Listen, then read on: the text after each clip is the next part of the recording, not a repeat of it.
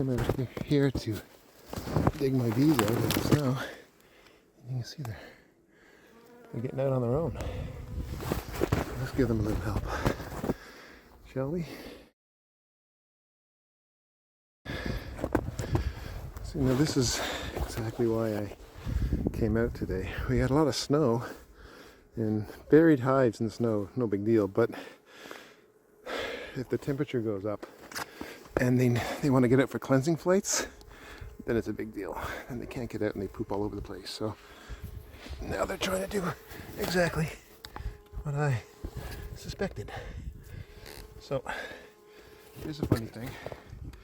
You've probably never seen this happen before, but this is a bottle of warm water. And watch this. Oh, oh. I just cleared out the bottom entrance.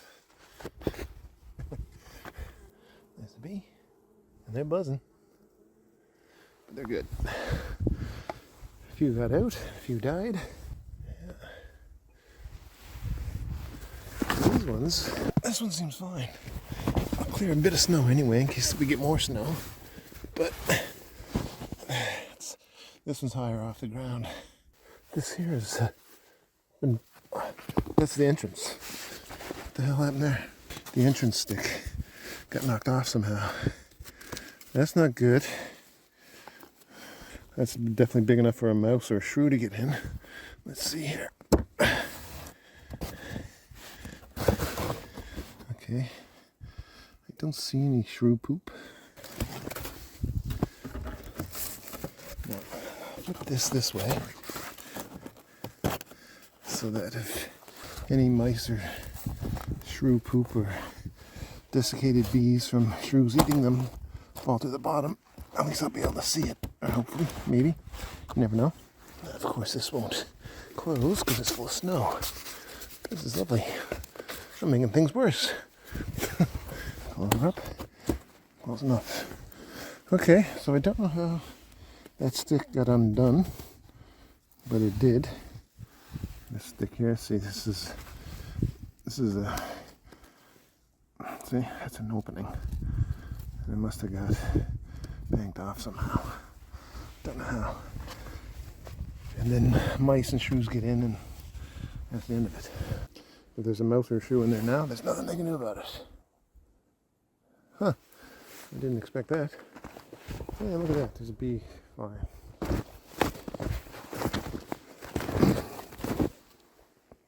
There they are. Let's just take a look there. And then my snowshoes. Yes, because that's how it is. Now again, my main concern is snow melting off the top, getting in behind the hive wrap, and then getting into the hive itself somehow. And there could be moisture inside the hive there. Hopefully not.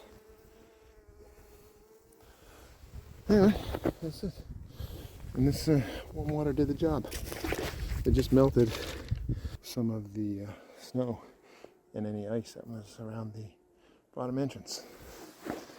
Alright, I'm going to go check out another hive now. We'll see how it goes. Alright. Well, this is the other hive in the other location. See a few bees in the snow there. Anyway, let's dig them out.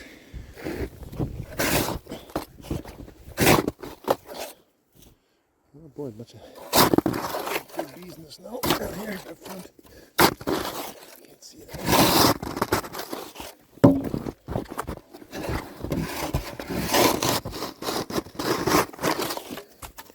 Oh yeah.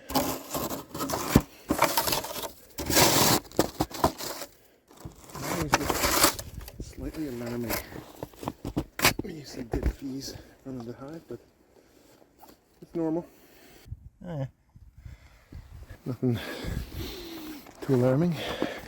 It doesn't smell like poop. I take my bottle of warm water and I just go swish. There we go.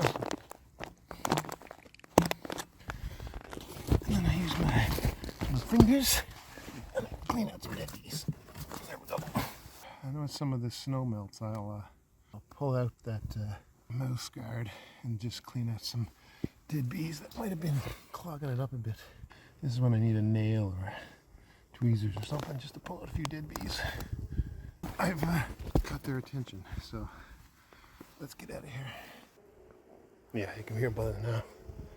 Yeah, they're buzzing. I'd rather do this without making them buzz. Years ago, I used to knock on the side of my hive in the winter just to see if the bees are alive, and then you'd hear them buzzing. But that knock and any kind of vibrations like this can sort of cause them to break cluster, kind of mess things up a little bit for them. If you don't need to disturb them, don't. It's better to just let them maintain that cluster, that regulated temperature. They've got it worked out so well then, and when you disturb that, it just throws everything off kilter. And it can throw things off kilter for weeks if it's a bad disruption. So it's usually better, if possible, just not to disturb the bees in the wintertime. That doesn't mean you don't open the hive and give them emergency feed if they're going to starve to death. But, you know, banging things and vibrating things all over the place in the winter isn't good. But in any case, I think they're okay. As long as there's no moisture leaking into that hive, I think we're in good shape. And this is what we're dealing with. We had, I think it was about 40 centimeters of snow. Maybe a little more, depending on where you are and how much the wind blows. So the hive's being buried, no big deal. When the temperature goes above freezing and they want to come out for cleansing flights, then it is a big deal, because then they'll want to come out and they'll poop all over the place. Someone has just said, well, the bees don't fly at above freezing. They need 10 degrees Celsius to fly. No, they don't. Not in Newfoundland. Here I am inside my car now after clearing out that hive, and I smell poop. It smells stink. Something stinks. It's a unique poop scent that any experienced beekeeper will quickly learn to recognize. And I got in the car and it's contained space, so I can smell it. I thought, oh no, this is what you don't want. But it's just the smell of a little bit of poop on my mittens. But yeah, the thing about that poopy smell is it's normal to see it outside the hive on warm winter days.